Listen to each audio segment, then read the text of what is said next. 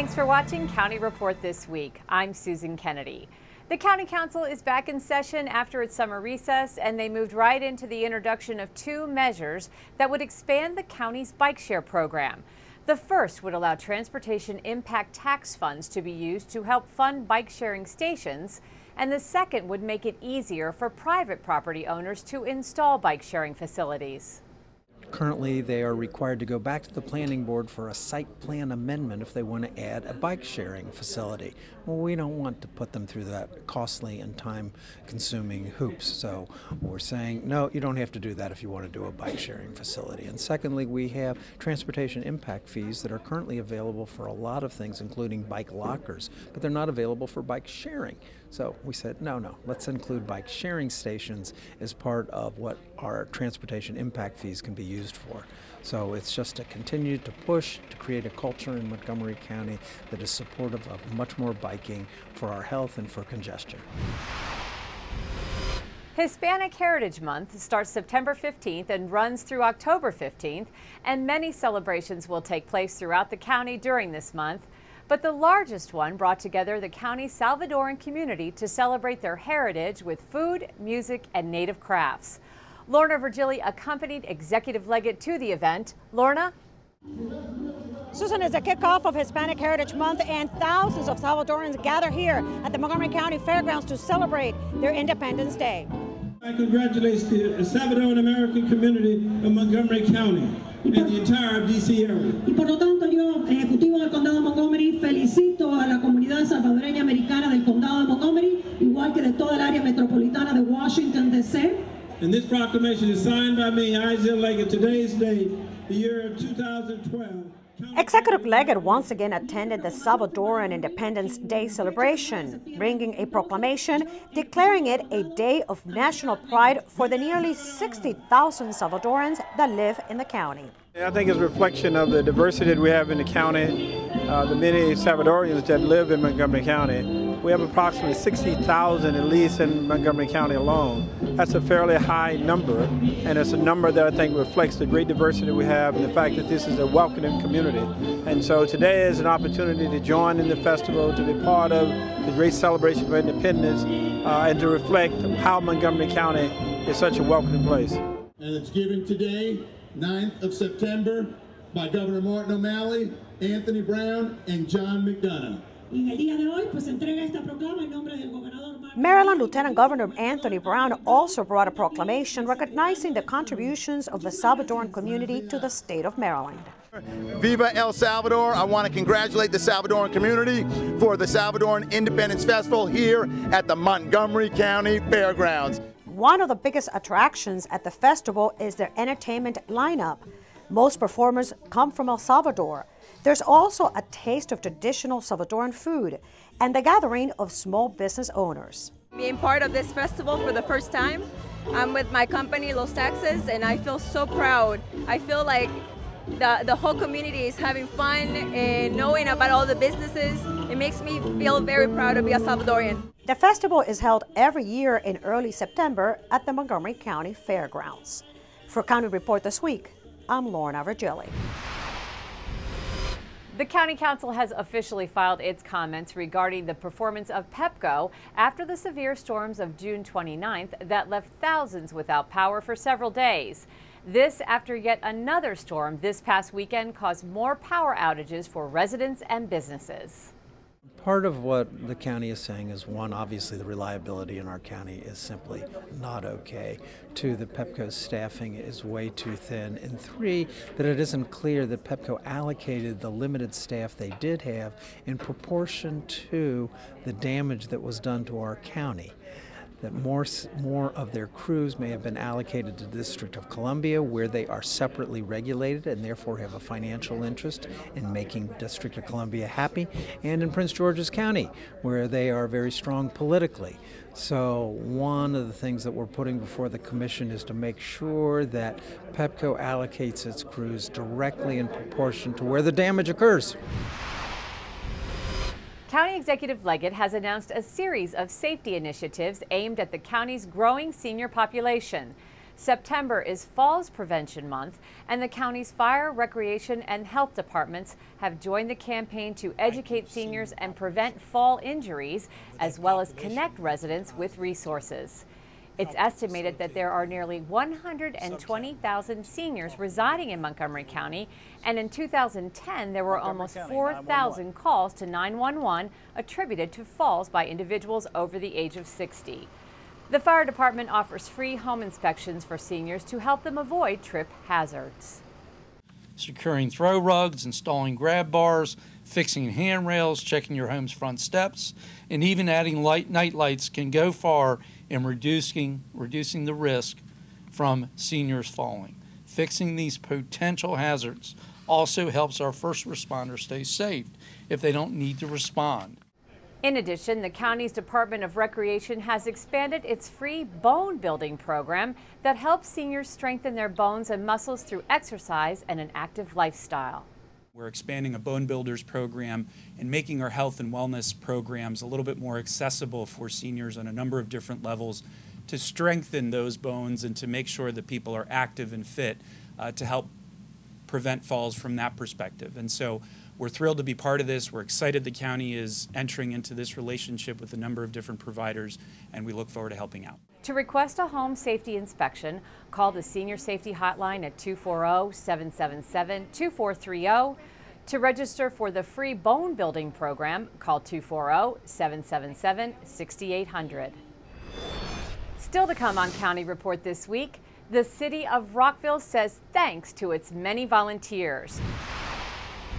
And a story about how the county schools are working to build better connections with parents.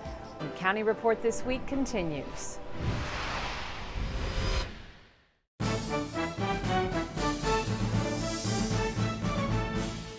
Montgomery County honors World War II veterans. On Wednesday, September 19th, the county will salute those who served our nation 70 years ago and became part of what is called the Greatest Generation. Attend this special event at the Silver Spring Civic Building on Wednesday, September the 19th at 10:30 a.m. or watch live on County Cable Montgomery. Tune into Comcast Channel 6 or Verizon Channel 30. You can also view a live stream at www.montgomerycountymd.gov. For more information, call 240-777-7929. Welcome back to County Report this week. The September issue of Money magazine is now on the newsstands with a cover article about the best places to live in America for families. Coming in at number 23 is the city of Gaithersburg, while Germantown is right behind it at number 24. We spoke to Gaithersburg Mayor Sidney Katz about his thoughts on the rankings. But we share that with a lot of people. We don't get that that distinction by ourselves. It mentions their schools, and of course, the county, Montgomery County, and the Board of Education for Montgomery County fund those schools. So we share it with them. We share it with all our employers. We share it with all our staff. It's really, and of course, every citizen that lives in Gaithersburg and works for Gaithersburg and volunteers for Gaithersburg. It really is a wonderful thing to receive, and we never know why we receive it. They never call us. They never give us, ask us if we can give them some additional information. And I always say if they would call, maybe we could be number one. I'm sure I would know, and the council and other members of the community would know a few additional things that we could show with some pride about. Montgomery County Police have recently been alerted to a potential problem with some of their fleet vehicles. Lucille Bauer is here from the Office of Public Information, and she's here to tell us a little bit more about this issue. Lucille, what's been happening here? We want to give the community an update on this. It was the Montgomery County Department of General Services Fleet Management and the Police Department that determined it was necessary to inspect 324 Ford Crown Victoria police interceptors after a defect was discovered that could potentially cause the steering to fail. Once Chief Manger became aware of this defect, he ordered the vehicles out of police service until they were inspected. So this past week, there's been a 24/7 operation to get these vehicles inspected. We have found the defect only in a very few of these vehicles. None of community response time was impacted by these inspections. We have some other vehicles that are unassigned to officers that we were able to use while some vehicles were being inspected. And we did have some officers ride to a vehicle as the inspections were taking place. Now, was Ford accountable to this? Have you contacted them about possibly being reimbursed for having to have these vehicles fixed? Right. We contacted both the Ford Motor Company and the National Traffic Highway Safety Administration. At this time, Ford is not planning a recall, and NHTSA is beginning to conduct an investigation. So we'll be learning more about this problem. It's important to note that the two vehicles that were affected by this that caused the initial inspection process, in neither case was there injury or collision. Very good. Thank you so much, Lucille Bauer, Montgomery County Police. Every year, the city of Rockville throws a party to say thank you to its many volunteers, the folks who keep the city running. Our Rockville 11 has the recap in this story. Well, we're here tonight to join our voices and say thank you to all our wonderful volunteers. Rockville is so fortunate to have so many people, our citizens, who really do get involved and want to help out, and they serve on boards and commissions and all kinds of things. So we're here to say thank you. Well, so much of the work done in Rockville is done by volunteers on boards and commissions, and volunteers throughout the city. And it's so important to recognize them and have at least this event each year for all of them to get together. It's a great night. It's important to me because if I live in a community, I want to be involved with my community and do what I can just to participate and to make the better world for tomorrow for the people come after me. To say I think it's a wonderful opportunity, not only to thank the people who do what they do for us, for right out of their hearts, essentially. It's their free time and they give it up to the city. And of course, it's our chance to celebrate the staff as well. It really works very hard to make this a wonderful city. You know, 365 days a year, we have Rockville citizens participating in every bit of the Rockville city life and city government. And this is the one day a year that we can say thank you. And it means a lot to every citizen in this city that we get so much help from so many people. And most of them are here tonight. I think that it's nice also for the citizens to be able to mix and mingle with the city staff and get to know them, because that's the exchange of information with city staff is really valuable, and I think it certainly has been to me, and particularly with the senior center.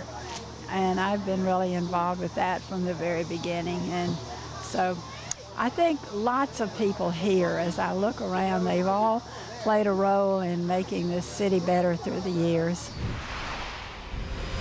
The school year is in full swing, and so is the effort to reach out to parents. Recently at Wheaton Woods Elementary School, parents received useful tips to better help their children. MCPS TV has the story. Parents and community members attended a parent coffee meeting sponsored by Linkages to Learning at Wheaton Woods Elementary School. It was held on Wednesday, September 5th, to help parents understand their role in supporting the education of their children. They have more information than they've ever had before. The fact that they have the information in their language, the fact that we give them resources, and the fact that we talk with them about it. We're here for them. And so when we give them the information and we follow up and talk with them and meet with them, they feel empowered and they're very happy about it. And their children show, because their children are successful. So just by sharing information with one family or two families, they take that back into the community and share that information. They see how important that information is. Linkages to Learning, as hosts of the program, were there to reinforce the value of parent involvement. The parent involvement helps their kids see how important school is. I want parents to take advantage of these opportunities so that they can help their children succeed. For Spanish-speaking parents, it was an opportunity for them to learn more about the school system in their native language. I think it's important to come, and we should be more involved in the school, you know, to get all the information that is available here for all the parents. All the information is there. Yes, we have to sit and find it because all the information is there. The most important thing are the kids, okay? They have to find the time, just the time, because the tools are there. libraries, you know, the school, everything is there. Yeah, we have to find yes the time, or yes the yes. The people have to say yes, I want to do it. Up next, we'll tell you about some college students who are making a difference in the lives of hundreds of residents, one meal at a time. We'll be right back.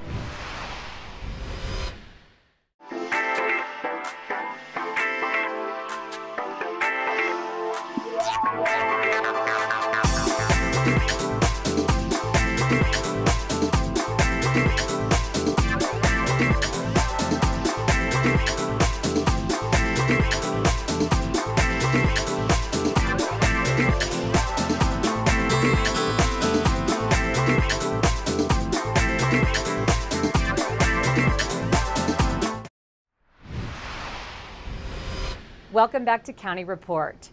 The Environmental Protection Agency estimates we Americans throw away about 68 billion pounds of food per year. But some students at the University of Maryland are making an impact on that figure. These Montgomery County natives have started a movement to reduce hunger and waste while building connections between our nation's students and homeless population.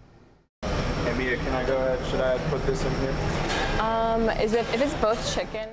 The numbers were too staggering to ignore. More than 60,000 pounds of food. This looks like some yellow rice. At the University of Maryland was going to waste on an annual basis. This looks like chicken with some vegetable sauce. Students Ben Simon and Mia Zavali decided to do something about it, so they founded the Food Recovery Network. Basically, we knew that there was a tremendous need in the DC area for this food. You know, food is precious and there's absolutely no reason for that food to go to waste if it doesn't have to. So we knew that volunteers would be up for it and it was pretty much a no-brainer. The Food Recovery Network collects the leftover food from the university dining halls and sports events that would otherwise be thrown away. Prior to the Food Recovery Network, all of this delicious food here would either have been composted or sent to a landfill. And they bring it to local homeless shelters, food banks, and other nonprofits. In its first year, the group donated more than 50,000 meals. And at first they said that there wasn't any food at all that was thrown out, but then we saw that there was. So we kept pushing them, kept asking. Now, when we come in, they're so happy to see us. The group consists of a network of different student groups, each with an assigned night to recover and deliver food. Currently, there are more than 200 student volunteers who donate their cars and use their own gas so they can be a part of the movement. I honestly don't mind helping people out. You know, just one night a week is not really a lot to ask. But what would make you choose doing something like this over, hanging out with your friends? I can give up one night to hang out with my friends in college. There's going to be plenty of those, but to help people out that need the help, it's really a good thing to do. Each night when the dining halls close at the University of Maryland, group members are on task packaging up leftovers and carting it to locations like the Christian Life Center, a Riverdale-based church and ministry. Good. Welcome to Christian Life Center. We're going to go ahead and grab these trays, right, Mia? I think the real truth right now is that the need is everywhere. Now, there are greater needs of different, levels, but everybody has a need right now. Yesterday when we had a food distribution, we literally saw our whole parking lot lined up from people that, were, poor, and everyone needs help right now. And I'm just so proud of them. I'm just so grateful to be a part of what they're doing. Both Simon and Zavali say they are committed to a future in food recovery and would love to see the movement take off nationally. These college seniors say their ultimate goal would be zero food waste on college campuses. But this is really preparing us for our career. So thank you so much. Thank you, Pat. Appreciate it. This project, the skills that we're learning outside the classroom has, in my opinion, been more beneficial than what we're learning sitting in a lecture hall. Thank you so much for what you do. Montgomery College professor and visual artist Steve Prince worked tirelessly over 3+ weeks to create a one-of-a-kind mural in a hallway in the Human Sciences building at MC's Germantown campus that captures a number of themes and ideas near and dear to his heart. In his own words, Prince describes his motivation for this stunning piece of artwork.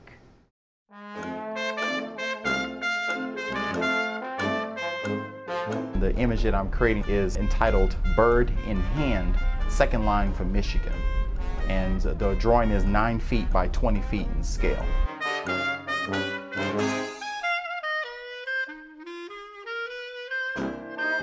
I chose the title for this piece, Bird in Hand, for double reasons. Bird in Hand is the nickname that many people from Michigan has given it because the shape of the major portion of Michigan is shaped like a mitt. I created this idea that's coming out of my New Orleans background, which is this concept of the dirge in the second line, which is a jazz funeral. And in that context, the jazz musicians would come out and they would play a slow, mournful tune for someone that has passed away. And after the person is laid to rest, that music would transform from being a mournful tune into a celebratory one, which would be considered called the second line. The second line is a complicated idea. The second line alludes to the first line is the family that's closely associated with the person that's been lost. The second line is the people that gird that person or gird that first line, and they kind of follow behind. But it has a spiritual meaning too as well. The first line conceptually is our life here on this earth. But when we die and we translate from this world into the afterworld, that afterworld is considered to be the second line or the second life. When people engage this work, I'm hoping that they will see the pain, the hurt. I'm hoping they will see that despair. But I want them to see the other side of it. I want them to see the hope. I want them to see the joy. I want them to see the love. I want to see the communal togetherness coming together of different cultures, different ethnicities, different backgrounds, joined together, band together, and making one harmonious tune. You know, making one harmonious or joyful noise together, collectively, you know, in the streets, processing through the community and spreading joy and love and hope there.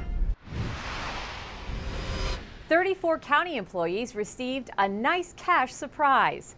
County Executive Ike Leggett handed each of them a check in the amount of $223. That's because each of these employees are part of the first team of frontline employees to successfully develop and implement a cost savings program under the county's Rewarding Excellence Bonus Incentive Award program, also known as gain sharing. The Department of Transportation's sign and signal shop staff developed and executed a program to recover costs from its scrap metal recycling operations by separating and selling the more valuable metals. The county generated additional revenues of over $16,000 in the first year of this program's operation. If we are able to replicate this in all segments of county government, it would mean the following. First of all, it would mean that our government is working far more efficiently. One. More importantly, it would mean for all those taxpayers who are paying these taxes and fees and so forth, that they may get a break. It would mean also that your fellow employees will be more secure in the jobs that they have because those jobs have been narrowed down to an efficient level that we have the people in the right size and force of county government. These one-time bonuses are calculated using 50% of the actual cost savings realized in the first year of the project and dividing that amount equally among the team members. The Rewarding Excellence program encourages employees to identify and develop cost-effective processes, and so far it has resulted in 5 successful proposals that are expected to save the county approximately $850,000 annually. When we come back, 2 county high schools celebrate golden anniversaries. We'll be right back.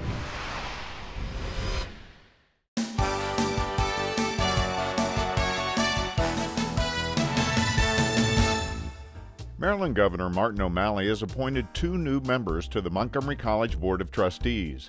Technology consultant Benjamin Wu will serve a 6-year term, and MC student Constantina Purgis will serve for 1 year.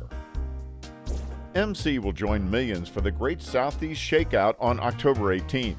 Students, faculty, and staff will drop, cover, and hold on during a 1-minute drill that teaches how to protect yourself in the event of an earthquake. Montgomery College Television is 25 years old, and all semester long we'll be celebrating our service to the college and the citizens of Montgomery County.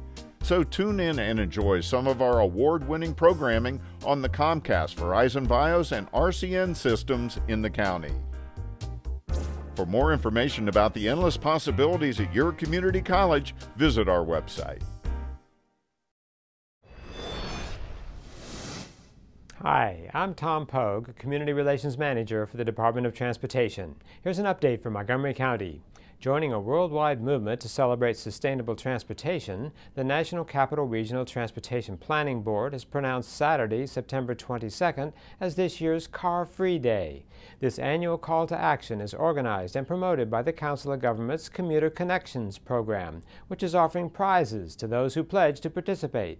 It seeks to encourage people to use alternate methods of transportation, such as walking, biking, public transportation, or going car light by sharing a car in a carpool. Commuter Connections urges everyone to leave their cars in the garage for one day. Car Free Day benefits the region through improved air quality, reduced traffic congestion and parking demands, and conservation of energy. You can pledge to be car-free or car-light on September 22nd by signing up at our website at montgomerycountymd.gov/commute. Commuter services will be in downtown Silver Spring on the 22nd from 9 a.m. to 1 p.m. at the Farmers Market on Ellsworth Drive. Stop by their table to enter drawings to win an iPad, a bicycle, and other great prizes. We're working to keep you moving. At this week's council session, officials took time out to recognize the 50th anniversary of two county high schools. Both Einstein and Whitman High School were honored at the ceremony by two special graduates of Einstein High, council members Phil Andrews and Mark Elrich. Anniversary dates are significant because you remember especially significant for alumni. And this school would not be what it is if it wasn't for the interaction between the staff, the students, the parents, and county council. Councilmember Elrich is a member of the class of 1967 of Einstein High School. I'm a member of the class of 1977, and we're very pleased to help recognize this milestone. The legendary guidance counselor, Joe Monte, who has been at Einstein for every day of its 50 years, who as a teacher and legendary guidance counselor has been the sole link to all 50 years of a high school that has long been the cornerstone of the local community. We are fulfilling the dream of what a public comprehensive high school should be. On behalf of the Einstein community, I am happy to accept this proclamation. Once a Titan, always a Titan. Thanks. We have two here. It's time for our Pet of the Week segment with Kathy Stanhope. This is Kathy Stanhope with your Pet of the Week at the Montgomery County Humane Society. And this squirmy little kitten that I have here is Canvas. She is very sweet. She's just about 1.5 years old. She's a spayed female, and she was given up by her previous owners. They just had too many cats and they couldn't take care of them all. And poor little Canvas here, who's a very nice girl, was one of the ones that got dumped here at the shelter. She definitely wants to go home with you. She's a great cat. And while we're talking about somebody who has too many cats, when you do have multiple cats, it's always a good idea to have multiple cat boxes. If you have 2 cats, you should have more than 2 cat boxes. You should have 3.